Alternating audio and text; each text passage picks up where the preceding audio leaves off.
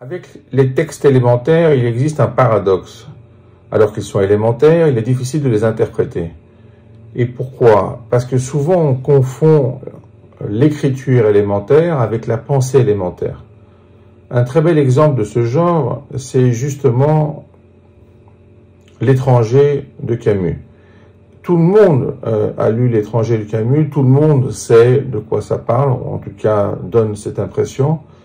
C'est assez intéressant de voir que même Camus lui-même, quand il explique certaines choses, par exemple, quand il parle de sa mère, en réalité il parle de son père.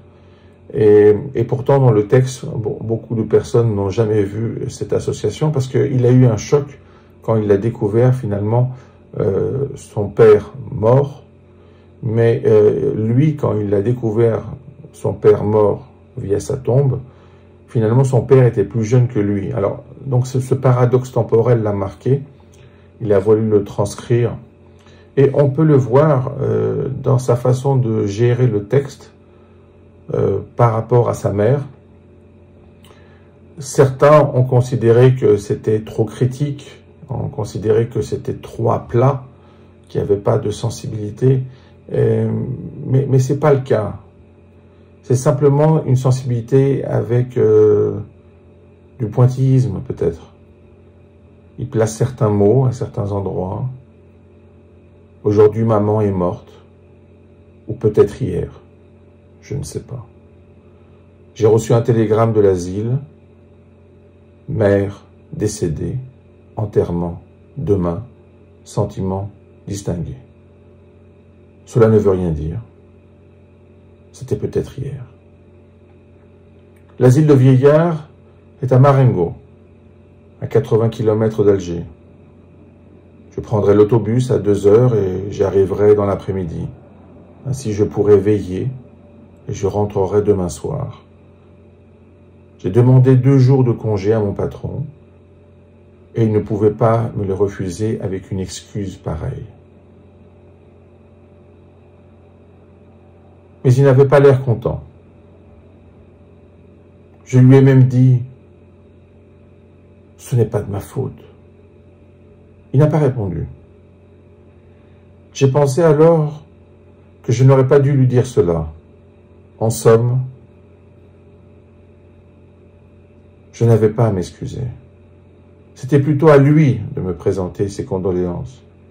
Mais il le fera sans doute après-demain, quand il me verra en deuil. Pour le moment, c'est un peu comme si maman n'était pas morte. Après l'enterrement, au contraire, ce sera une affaire classée. Et tout aura revêtu une allure plus officielle. Quand on lit ce texte, on voit bien qu'à l'intérieur du texte littéraire, il y a des éléments de théâtre. Il n'y a pas simplement les guillemets, il n'y a pas simplement la référence au télégramme. On a l'impression finalement de lire aussi les scolies d'une pièce de théâtre. La seule chose qui est dite, grâce aux guillemets, c'est la suivante. Ce n'est pas de ma faute. On est dans un sentiment de l'absurde parce que finalement, on a l'impression que ça sera sa faute. La seule chose qu'il dit, c'est « ce n'est pas de ma faute ». Donc, il prend le contrepoint. Et c'est intéressant de le voir comme c'est décrit par rapport au temps. On se demande comment ça se fait qu'il ne sait pas si c'est hier, si c'est avant-hier. Ensuite, on oublie de mentionner qu'il dit la même chose par rapport à la suite, par rapport à son patron. Puisqu'il se demande si ça sera demain ou après-demain. Finalement, on a le sentiment qu'il ne sait pas bien se placer dans l'espace temporel. Il ne sait pas bien définir si maman est morte ou pas encore. Et finalement, si le fait va être scellé par le point de contact. Donc, quand on lit ça, ceux qui disent que ce n'est pas humain, c'est une façon trop plate de le décrire, c'est sans doute des gens qui n'aiment pas Camus. Parce que quand on aime Camus, on comprend qu'il souffre quand il écrit cela.